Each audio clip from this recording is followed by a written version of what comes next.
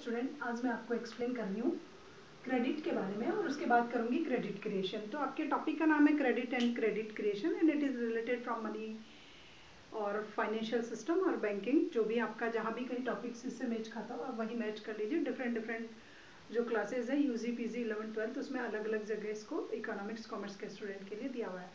तो first of all credit के बारे में एक्सप्लेन करूँगी इस टॉपिक में और नेक्स्ट टॉपिक में क्लियर किया जाएगा क्रेडिट क्रिएशन।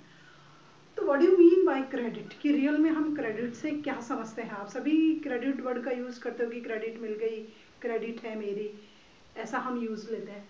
तो it is originated from the Latin word. ये जो क्रेडिट वर्ड आया है वो कहाँ से आया है? एक लैटिन वर्ड है कैरिडो। किससे क्रिएट हुआ है? लैटिन वर्ड कैरिटो से जो है वो क्रेडिट क्रिएट हुआ है। और the meaning of credo is trust. It means someone have trust in me and I have trust in someone. कि क्या तो किसी मेरी क्रेडिट है, इट मीन्स कोई मुझ में ट्रस्ट कर रहा है, और मुझे क्रेडिट चाहिए, इट मीन्स किसी को मुझ पर ट्रस्ट है इसलिए वो मुझे क्रेडिट दे सकता है। तो यहाँ जो है credit is the base of business. Credit जो है वो हमारे बिजनेस का बेस है and base of our economic, हमारी इकोनॉमिक का बेस है and total economic activities are depend upon credit. और जितनी भी इकोनॉमिक एक्टिविटीज है रिसेंट टाइम्स में या कहीं भी आप कभी भी किसी भी समय में देख लीजिए, टोटली डिपेंड अपॉन क्रेडिट। सब कुछ क्रेडिट पे डिपेंड है।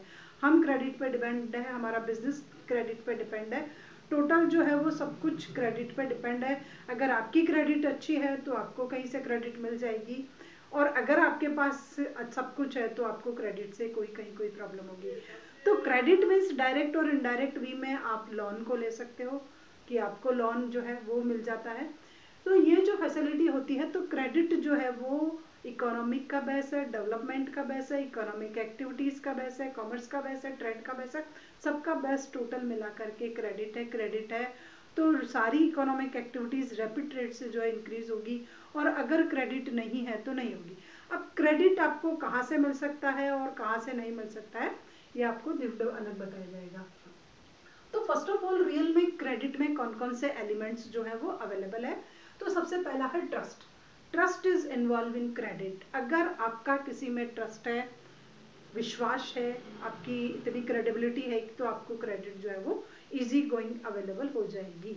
तो जैसे हमारे को बैंक पे विश्वास होता है, बैंक हमें क्रेडिट जो है वो दे देता है, बैंक को कस्टमर्स पर होता है। तो सबसे पहला जो एलिमेंट होता है वो इसमें ट्रस्ट का होना कंपलसरी है। जब तक जो बोरोवर और जो लेंडर होता है उन दोनों में ट्रस्ट नहीं हो तब तक ये क्रेडिट फैसिलिटी, ये क्रेडिट का जनरेट होना ही इम्पॉसिबल है। सेकंड आता है कैरेक्टर्स, कि रियल में आपको क्रेडिट चाहिए तो आपका कैरेक्टर किस स्टाइल्स का, आपका मॉरल कैरेक्टर किस स्टाइल का। तो इसमें हम उसकी या तो इकोनॉमिक कंडीशन को लेते हैं, या उसकी ऑनेस्टी को लेते हैं, या उसकी जनरल जो प्रेस्टीज है एटलीस्ट उसको लेते हैं। तो एक कैरेक्टर जो होता है ह्यूमन बींग्स का वो पावरफुल एलिमेंट्स है। अगर आपका कैरेक्टर बेटर है, बेस्ट है, गुड है, तो आपको क्रेडिट फैसिलिटी इजी गोइंग मिल जाएगी बैंक से, फाइनेंशियल इंस्टीट्यूशन से। और अगर आपका मोरल कैरेक्टर्स डाउनफॉल वाला है, कहीं ना कहीं आप किसी इलीगल इकोनॉमिक एक्टिविटीज में इन्वॉल्व है, तो आपको लोन्स वगैरह नहीं मिलेगा। तो कैरेक्टर जो है वो सेकेंड एलिमेंट होता है क्रेडिट का। नेक्स्ट आता है कैपेसिटी। कैपेसिटी मीन्स होता है कि आपकी कैपेबिलिटी, आपकी क्षमता। एटलीस्ट अगर आपको क्रेडिट मिली है तो आपकी रीपेइंग की जो है वो कैपेसिटी है, कैपेबिलिटी होना कंपलसरी होता है। तो यहाँ पर लिया जाता है कि affected by the repaying capacity of the borrower. ये जो कैपेसिटी है उसी पे आपका रीपेमेंट जो है वो डिपेंड करेगा। अच्छी कैपेसिटी है, आपके पास इतना है कि जितना आपने लोन लिया आप रीपे कर सकोगे, तो कोई भी इंस्टीट्यूशन आपको इजी गोइंग लोन इशू कर देगी। तो कैपेसिटी इज अनदर एलिमेंट्स, और वो भी आपका जो है क्रेडिट को अफेक्टेड करता है। अच्छी कैपेबिलिटी, अच्छी कैपेसिटी तो अच्छी credit facility, lower capability then lower जो है वो भी। उसके बाद आता है कैपिटल एंड एसेट्स। अब डिपेंड करता है, कैपिटल और एसेट्स भी एलिमेंट्स होना कंपलसरी है क्रेडिट में। अगर आपने क्रेडिट ली है तो आप उससे या तो कैपिटल जनरेट कर रहे हो या एसेट्स जनरेट कर रहे हो, और आपके पास अगर एसेट्स और कैपिटल है इट मीन्स आप क्रेडिट को जनरेट कर सकते हो। आपको कहीं से भी क्रेडिट फैसिलिटी है जो मिल जाएगी on the behalf of your capital and your assets. तो अगर आपके पास एसेट्स और ये है, अगर आपको लार्ज अमाउंट में क्रेडिट चाहिए तो लार्ज अमाउंट में सिक्योरिटी के लिए कैपिटल और एसेट्स आपको लगाना पड़ेगा, ये कंपलसरी रहता है। नेक्स्ट आता है लिक्विडिटी ऑफ सिक्योरिटी। सपोज कीजिए कि अगर आपने credit facility on the behalf of securities ली है। Then credit is depend upon the liquidity of securities, कि कितनी मार्केटेबिलिटी है, कितनी इजी गोइंग जो सिक्योरिटी आप एज ए सिक्योरिटी के तौर पर रख रहे हो उनमें कितनी फास्ट लिक्विडिटी है, वो कितनी जल्दी सेल हो सकती है, एटलीस्ट उस पर भी आपकी क्रेडिट फैसिलिटी डिपेंड करती है। नेक्स्ट आता है पीरियड ऑफ क्रेडिट। एक पर्टिकुलर टाइम पीरियड फिक्स होता है कि अगर मुझे क्रेडिट फैसिलिटी चाहिए तो मैं पहले से ही बैंक को शो कर देती हूँ कि मुझे 1 ईयर के लिए, 2 ईयर के लिए, 3 ईयर, 20 ईयर्स के लिए क्या चाहिए। तो ये जो टाइम पीरियड होता है ऑलरेडी क्रेडिट के टाइम में ही फिक्स हो जाता है कि लोन की मैच्योरिटी डेट क्या होगी और किस स्टाइल से उसको रीपे किया जाएगा। तो पीरियड ऑफ क्रेडिट भी जो है वो डिपेंड होता है, आप पहले से ही उसकी टर्म टाइम पीरियड को जो है वो लिख देते हो। उसके बाद आता है साइज ऑफ क्रेडिट, की आपके क्रेडिट का साइज वो भी फिक्स करना पड़ेगा and it is totally depend upon security, कि आपने जो सिक्योरिटी रखी है एटलीस्ट आपके क्रेडिट का साइज उसी पे रखेगा। लार्ज अगर security then large credit, lower security then lower credit. तो size of capital is another element. Small होगा तो आपको इजीली ग्रांटेड हो जाएगा, और अगर आपका लार्ज स्केल का है तो उसमें थोड़ी सी रिस्क बियरिंग कैपेसिटी होगी, तो उसको अप्रूवल होने के लिए थोड़ा सा समय लगेगा। तो these are the element of credit facility. अब आता है क्लासिफिकेशन ऑफ क्रेडिट, की रियल में क्रेडिट का क्या क्लासिफिकेशन है, वो कितने टाइप्स की जो है वो आपकी क्रेडिट फैसिलिटी हो सकती है। तो फर्स्ट ऑफ ऑल होता है classification of credit. Classification of credit या टाइप्स ऑफ क्रेडिट, कि क्रेडिट कितने प्रकार की होती है। तो on the basis of period, first on the basis of period, second on the basis of security, third on the basis of sources, fourth on the basis of productivity and fifth on the basis of debtors. ये आपको इनके ऊपर ऐसे लिख लेना है। तो 1 2 3 4 5 there are 5 types of credit. First of all सबसे फर्स्ट मैं आपको एक्सप्लेन कर रही हूँ on the basis of period, कि पीरियड के बेसिस पे जो है वो आपकी क्रेडिट फैसिलिटी कितने टाइप्स की होगी।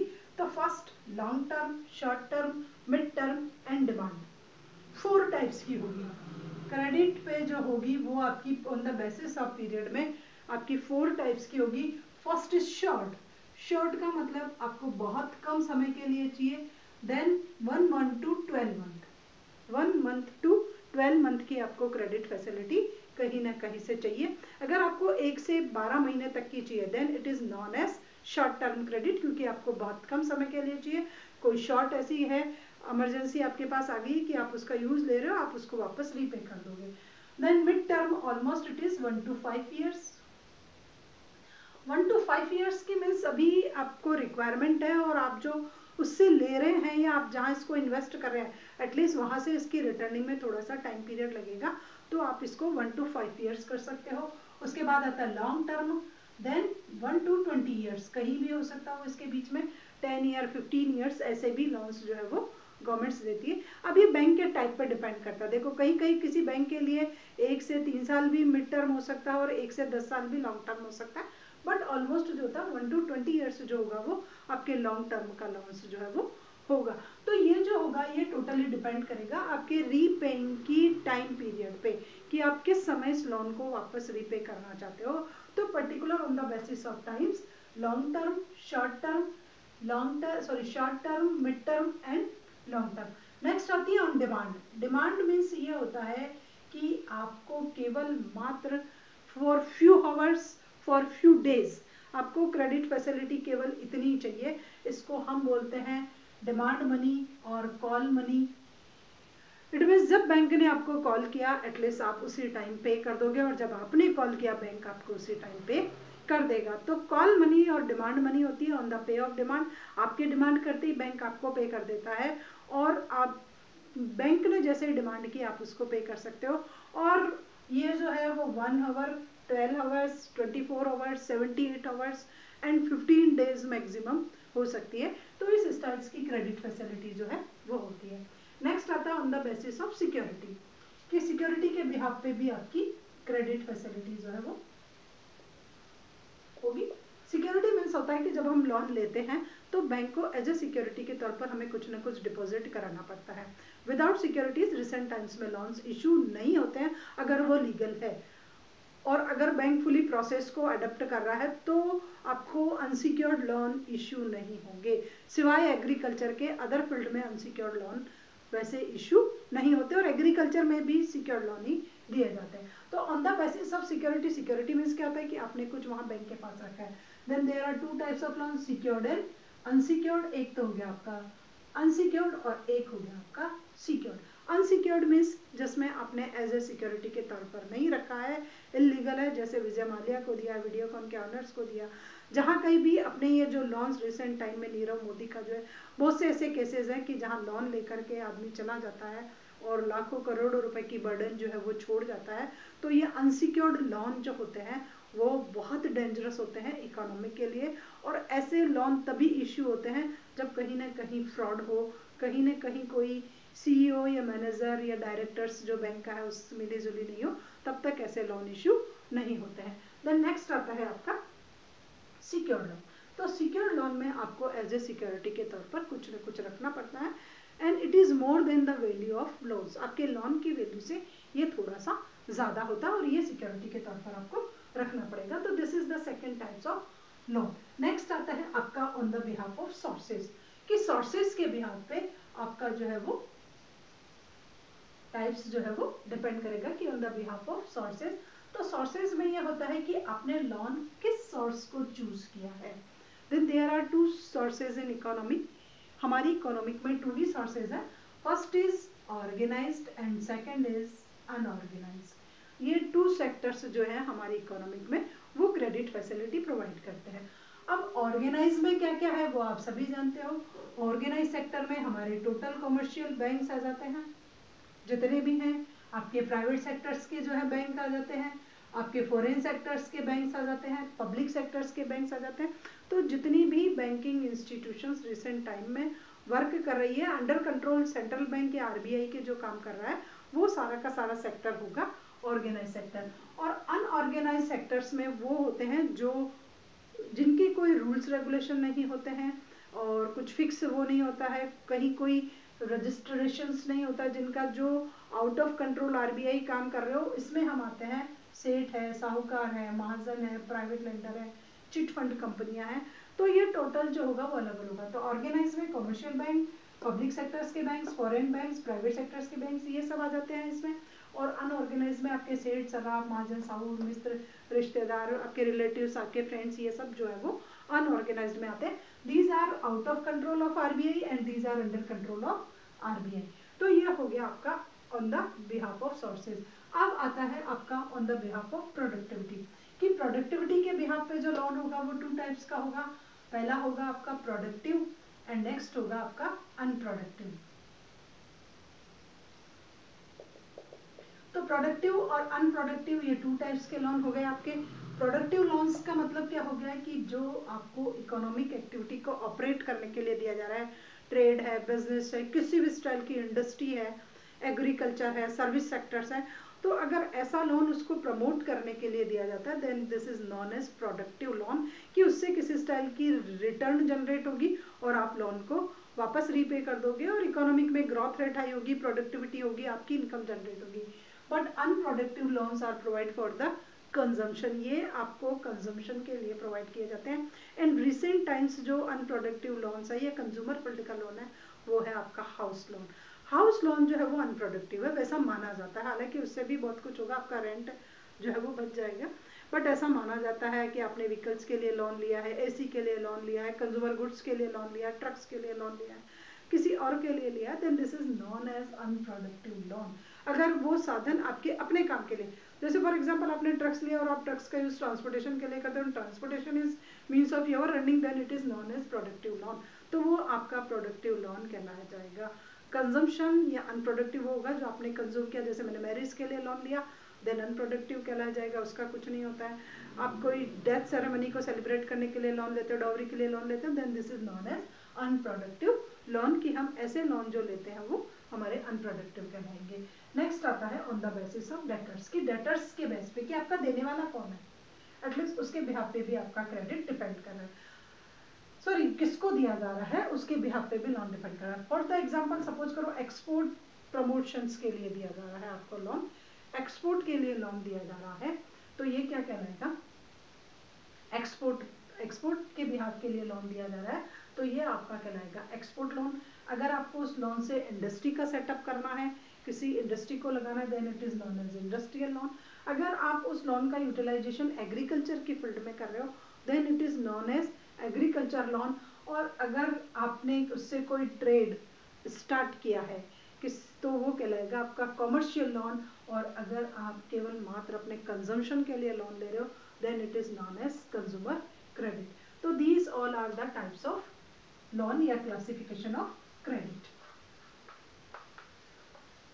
नेक्स्ट आता है इंपॉर्टेंस की, what are the main importance of credit. अब आपने समझ लिया कि क्रेडिट क्या होता है, तो अब इसकी इंपॉर्टेंस क्या होती है। तो इट इंकरेज सेविंग। सबसे पहले जो क्रेडिट होता है वो क्या करती है, सेविंग को इंकरेज करती है, मोटिवेट करती है। कि बैंक हमें जब क्रेडिट फैसिलिटी देता है तो बैंक में वो पैसा कहाँ से आएगा, on the behalf of saving आएगा। जब तक कोई कस्टमर बैंक में पैसा जमा नहीं कराएगा तब तक बैंक जो है वो लोन नहीं देगा। तो आपको क्रेडिट देने के पीछे बैंक को क्या करना पड़ेगा, सेविंग को अट्रैक्ट करना पड़ेगा। तो सेविंग कब अट्रैक्ट होगी, जब वहां पर रेट ऑफ इंटरेस्ट जो है वो हाई होगी। तो इससे क्या होगा, इनकरेज सेविंग की। किसी को लोन देने के लिए बैंक क्या करेगा, इंटरेस्ट रेट देगा। और इंटरेस्ट रेट जो है एटलीस्ट वो अट्रैक्ट करेगी सेविंग को। तो हमारी इकोनॉमिक में स्मॉल स्मॉल सेविंग जो है वो बैंक्स में आकर के डिपॉजिट होगी और उनका बेटर यूटिलाइजेशन हो सकता है अगर क्रेडिट का सबसे फर्स्ट। उसके बाद इजी पेमेंट। क्रेडिट की एक इंपॉर्टेंस है कि इसका पेमेंट इजी है, आपको भी पे करना इजी है और आपको इसका पेमेंट भी इजी मिल जाता है। कि फर्स्ट ऑफ ऑल अगर आपको क्रेडिट फैसिलिटी इश्यू हो गई तो आपको चेक साइन कर दिया जाता है, चेक आपके अकाउंट में डिपॉजिट हो जाता है और आप वहां से पेमेंट निकाल लेते हो। देन आपको इजी पेमेंट हो गया। अब आपके थ्रू जो वापस बैंक को पेमेंट जाता है, इट इज ऑल्सो इजी कि इंस्टॉलमेंट फिक्स कर दी जाती है। आप इंस्टॉलमेंट में स्मॉल अमाउंट जो है वो बैंक्स को पे करते जाओ। तो इसकी बेसिक एक इंपॉर्टेंस ये है कि इसका पेमेंट इजी है, चाहे बैंक टू कस्टमर हो और कस्टमर टू बैंक को। एक इजी जो होते हैं नॉर्म्स फिक्स होते हैं कि कितनी इंस्टॉलमेंट देनी है, किस डेट को देनी है, कब देनी है, किस फॉर्म में देनी है। और ये भी आप वापस जो है वो चेक के फॉर्म में इसको डिपॉजिट करा सकते हो। उसके बाद है इंक्रीज कंजम्पशन। क्रेडिट फैसिलिटी मिलने से कंट्री में कंजम्पशन लेवल हाई होता है। देखिए कंजम्पशन वैसे ऐसा माना जाता है कि कंजम्पशन एक बुरी चीज है किसी भी इकोनॉमी के लिए, बट अगर कंजम्पशन नहीं होगा, कंजम्पशन हाई नहीं हुआ तो प्रोडक्शन भी हाई नहीं होगा। क्योंकि जब तक कोई कंज्यूम नहीं करेगा तब तक प्रोडक्शन की रिक्वायरमेंट नहीं होगी।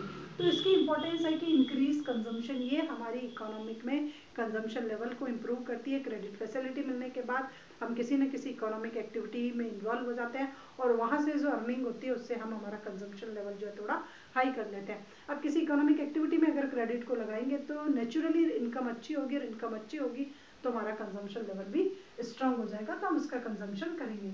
उसके बाद increase the productivity of capital. Credit facility जो होता है वो कैपिटल की प्रोडक्टिविटी को इंक्रीज कर देता है। सपोज कीजिए कि मेरे पास रिसोर्सेज पहले 200 करोड़ रुपीज ही थे और उनका कोई यूटिलाइजेशन नहीं था, क्योंकि जिस इंडस्ट्री को मैं सेटअप करना चाह रही हूँ वहां पर मिनिमम इन्वेस्टमेंट 500 करोड़ रुपीज का था। तो मेरी कैपिटल की कोई प्रोडक्टिविटी नहीं थी, और जैसे ही मुझे बैंक से लोन इश्यू हो गया 300 करोड़ रुपीज का, मेरी कैपिटल की प्रोडक्टिविटी भी जनरेट हो गई। उन दोनों का यूटिलाइजेशन मैंने इंडस्ट्री में किया और वहां से मेरी जो है इनकम अच्छी खासी जनरेट होती है। तो credit facilities also increase the productivity of capital. जो मेरे पास थी उसकी भी, और जो मुझे अभी बैंक से मिली है एटलीस्ट उसकी भी प्रोडक्टिविटी को ये इंप्रूव कर देती है, रिटर्न रेट को हाई करती है। उसके बाद सेविंग ऑफ प्रीसियस मेटल्स। कि क्रेडिट में टोटल जो यूज होता है वो चेक का होता है। आप लो तो भी चेक में मिल रहा है और आपने दिया तो भी आप चेक में कर सकते हैं। तो एटलीस्ट इससे हम नोट्स और जो कॉइन्स हैं उनके यूटिलाइजेशन से हम बच सकते हैं।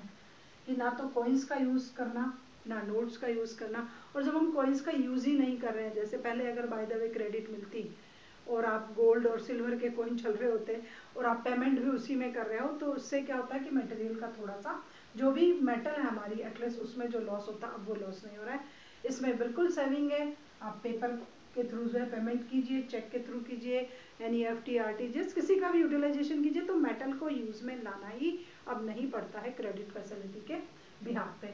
उसके बाद होता है कमर्शियल प्रोग्रेस। की हमारी कंट्री में क्रेडिट फैसिलिटी अगर किसी को मिल जाती है, सपोज कीजिए मुझे बैंक से लोन मिल गया, तो मैंने क्या कर लिया, कुछ ना कुछ इकोनॉमिक एक्टिविटी स्टार्ट की तो मेरा आउटपुट हाई हुआ। अगर मेरा आउटपुट हाई हुआ तो मेरा ट्रेड बढ़ेगा inside the country and outside the country, तो इंटरनेशनल ट्रेड हाई होगा। तो जर्निंग होगी तो कहीं ना कहीं कॉमर्स जो है वो प्रोग्रेस करेगा ही करेगा।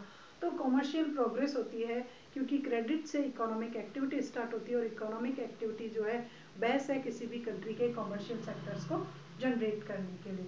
उसके बाद आता है स्टेबिलिटी इन प्राइस। यहाँ पर प्राइस में स्टेबिलिटी रहती है क्रेडिट में, क्योंकि जब बैंक ने मुझे लोन दिया था उसी टाइम फिक्स हो गई कि 9% रेट ऑफ इंटरेस्ट है या 11% रेट ऑफ इंटरेस्ट है, तो मेरे लिए मनी की जो कॉस्ट होगी वो बिल्कुल सेम रहेगी। मुझे अगर इसको 15 ईयर्स में पे करना है तो 15 ईयर्स में मेरे लिए प्राइस में एक बार स्टेबिलिटी है कि बहुत कम चांसेस होते हैं कि रेट ऑफ इंटरेस्ट में मेरे को उसकी बर्डन शिफ्ट हो मेरे पे, जो मैंने लोन लिया है पास्ट में। तो यहाँ पर क्या होता है, एक प्राइस में स्टेबिलिटी होती है। और वैसे भी बैंकिंग एक्टिविटी है तो प्राइस को कंट्रोल करना बैंक के हाथ में होता है कि अगर ज़्यादा क्रेडिट दे दी बैंक ने और अगर इन्फ्लेशन रेट आई तो बैंक वापस जो है वो रिड्यूस भी इसको कर सकता है। उसके बाद है maximum utilisation of factor of production, कि क्रेडिट फैसिलिटी मिलने के बिहाफ पे क्या हुआ, जैसे मैंने आपको यही बताया कि मैंने कोई ट्रेडिंग कंपनी खोल ली, तो ट्रेडिंग कंपनी खोलने के लिए मुझे जितने भी फैक्टर ऑफ प्रोडक्शन थे एटलीस्ट मैंने उनका बेटर यूटिलाइजेशन किया। जो भी है लेबर है, कैपिटल है, बिल्डिंग है, प्लांट है, मशीनरी है, एंटरप्रेन्योरशिप है, तो जितने भी फैक्टर ऑफ प्रोडक्शन उनका बेटर यूटिलाइजेशन क्रेडिट फैसिलिटी से हो सकता है।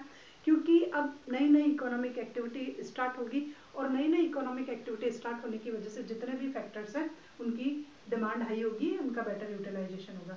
उसके बाद रैपिड इकोनॉमिक डेवलपमेंट, की हमारी कंट्री में इकोनॉमिक डेवलपमेंट हाई होगा, क्योंकि देखो सबसे पहले तो क्या इंक्रीज हो गया, कंजम्पशन इंक्रीज हो गया, उसके बाद इकोनॉमिक एक्टिविटीज इंक्रीज हो गई, उसके बाद ट्रेड हाई हो गया, फैक्टर ऑफ प्रोडक्शन का यूजेज अगर हाई हुआ इट मीन्स इनकी इनकम भी जनरेट हुई। तो कुल मिलाकर के जो है ये सभी से हमारी इकोनॉमिक में एक रैपिड डेवलपमेंट की जो रेट, जो प्रोग्रेस है वो स्टार्ट हो जाएगी और डेवलपमेंट हाई हो जाएगा। उसके बाद फ्लेक्सिबल मॉनेटरी सिस्टम, की क्रेडिट को कंट्रोल करना इजी है, हमारा मॉनेटरी सिस्टम फ्लेक्सिबल है, कमर्शियल बैंक और आरबीआई दोनों मिलकर के इसमें फ्लेक्सिबिलिटी क्रिएट कर देते हैं कि कब हाई करनी है कब लोअर करनी है, सारे इंस्ट्रूमेंट का यूटिलाइजेशन करके क्रेडिट का एक्सपेंशन भी कर सकते हैं और क्रेडिट को कंट्रोल भी कर सकते हैं। तो these are the importance of credit. Now come on advantage, कि रियल में क्रेडिट के एडवांटेज क्या क्या है, इनसे क्या लॉस हो सकता है और इसकी क्या डीमेरिट्स हैं।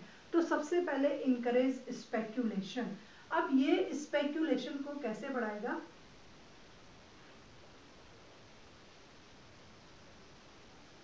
स्पेक्यूलेशन एक्टिविटीज इससे कैसे बढ़ेगी, अगर जैसे सपोज कीजिए मुझे बैंक ने क्या दे दिया, क्रेडिट फैसिलिटी दे दी। अब क्रेडिट फैसिलिटी से मैंने क्या किया कि बहुत सारा जो है वो गुड्स परचेज कर लिया, क्या परचेज कर लिया, गुड्स, बहुत सारा गुड्स परचेज कर लिया। अब मैं उसको कब सेल करूंगी, जब कॉस्ट जो है मार्केट प्राइस जो है वो हाई होंगे, मार्केट प्राइस हाई होंगे। तो मैंने कब गुड्स परचेज किया, अभी। कब सेल करूंगी उसको, जब मार्केट प्राइस हाई होंगे। तो इसका मतलब मैं क्या कर रही हूँ, ब्लैक मार्केटिंग कर रही हूँ, और ब्लैक मार्केटिंग से क्या स्पेक्यूलेशन आएगा। अब सपोज कीजिए कि मुझे बैंक से क्रेडिट मिली और एट ए टाइम अभी रिसेंट टाइम में शेयर मार्केट बहुत डाउन पे चल रहा है, मैं क्या करूंगी, उससे शेयर परचेज कर लूंगी और आफ्टर सम टाइम जब मार्केट एक वापस आ जाएगा तब उनको सेल करूंगी, तो अगेन क्या हो गया, स्पेक्यूलेशन होगा। तो इससे एक स्पेक्यूलेशन एक्टिविटीज जो है वो जनरेट होती है। कुछ लोग जिनको नॉलेज होती है बैंक से रिसोर्सेज लेते हैं, कहीं लगा देते हैं, जैसे अभी गेहूं की फसल अच्छी आई है, लोगों ने लिया लोन, लगा दिया, परचेज कर लिया। अब जाके थोड़े दिनों बाद जब डिमांड हाई होगी, वापस इकोनॉमिक थोड़ा सा आएगी ट्रेंड में जुलाई के टाइम पर, तब तक वापस वीट के प्राइस हाई हो जाएंगे और वो वापस सेल करने लगेंगे। तो ये जो है स्पेक्यूलेटिंग एक्टिविटीज इससे जरूर इनकरेज होती है। उसके बाद मोनोपोली टेंडेंसी। अब क्या होती है कि क्रेडिट में थोड़ा सा मोनोपोली टेंडेंसी भी आ जाती है।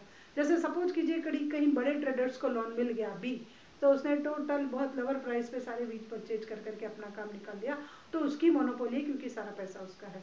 उसके बाद कहीं कहीं बैंक की भी मोनोपोली चलती है कि जिसकी रेट ऑफ इंटरेस्ट थोड़ी सी लोअर होती है, so for example cooperative banks, तो उनकी बहुत ज़्यादा मोनोपोली चलती है। अब वो किसको इश्यू होगा loan, it is depend upon the manager of bank. तो ये मोनोपोली टेंडेंसी थोड़ी सी है। उसके बाद इनइक्वलिटी इन डिस्ट्रीब्यूशन, कि क्रेडिट के डिस्ट्रीब्यूशन में हमेशा इनइक्वलिटी होती है। क्रेडिट जहाँ इशू होना चाहिए वहाँ इशू नहीं होता है और जहाँ इशू नहीं होना चाहिए वहाँ हो जाता है। जैसे जो बड़े बड़े लोग थे उनको क्रेडिट इशू हो जाती है और एक छोटे से इंसान को अपनी इंडस्ट्री को सेटअप करने के लिए लोन जो है वो बैंक से नहीं मिलता है। तो ये एक इनइक्वलिटी शो करती है हमारे यहाँ क्रेडिट को, और ये भी इसका डिसएडवांटेज है कि रिक्वायरमेंट वाले को लोन ईजी गोइंग अवेलेबल नहीं होते और जिसको उसकी रिक्वायरमेंट है या नहीं है उसको बहुत ज़्यादा हो जाते हैं। तो ये एक इनइक्वलिटी शो करती है, डिस्पैरिटीज इंक्रीज करती है, रिचर और पुअर सेक्शंस के बीच के गैप को जो है वो बहुत ज़्यादा हाई कर देता है। उसके बाद है इनकरेज वेस्टफुल एक्सपेंडिचर, कि ये क्रेडिट जो है वो वेस्टफुल एक्सपेंडिचर को भी जनरेट करती है। सपोज कीजिए कि मुझे लोन मिल जाता है, अब मुझे क्या है कहीं खर्च करना है, जितना उतना खर्च कर देती हूँ, बाकी का सारा मैं अननेसेसरी अनप्रोडक्टिव कंजम्पशन पे भी खर्च कर देती हूँ कभी कभी। तो ये जो है वो वेस्टफुल एक्सपेंडिचर को, और हमें कभी लोन बहुत ज़्यादा सस्ते पे मिल गया तो हम सब उसका जो है वो यूटिलाइजेशन प्रॉपर वे में नहीं कर सकते हैं। उसके बाद इन्फ्लेशनरी प्रेशर, ये तो आप सभी जानते हो कि क्रेडिट फैसिलिटी अगर बैंक इंक्रीज कर देता है तो मनी की सप्लाई जो है वो मार्केट में वो इंक्रीज हो जाएगी, और मनी की सप्लाई हाई होने से जो है वो इन्फ्लेशन जो है आपका कंट्री में वो हाई हो जाएगा और प्राइस लेवल जो है वो हाई हो जाएगा। तो क्रेडिट की एक डीमेरिट है कि ये इन्फ्लेशन को जो है इन्फ्लेशनरी प्रेशर क्रिएट करती है, प्राइस लेवल को हाई करती है, क्योंकि क्रेडिट से मनी की सप्लाई हाई होते ही ये पूरा का पूरा साइकिल ऑटोमेटिकली अपने यहाँ चलने लग जाता है।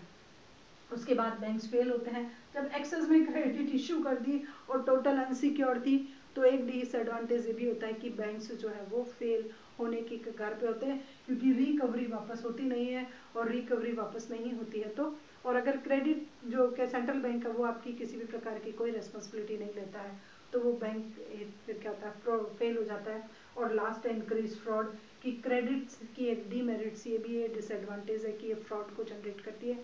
क्रेडिट लेने के लालच में लोग तरह तरह के जो है वो करते हैं, गबन करते हैं, शो कर देते हैं, कुछ सिक्योरिटी नहीं होती है तो भी गलत सिक्योरिटी बताते हैं, अपने ही रिलेटिव्स को लोन दे देते हैं, तो ये है।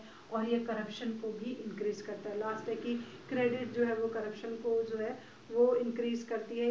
इसमें मैनेजर भी इंक्लूड है, सीईओ भी इंक्लूड है, और डायरेक्टर तक भी इसमें इंक्लूड रहते हैं। थोड़ा सा पैसा लेकर के और गलत आदमी को क्रेडिट फैसिलिटी इशू कर देते हैं। तो this is all about credit advantage and disadvantage. Next lesson में जो है वो मैं आपको क्रेडिट क्रिएशन के बारे में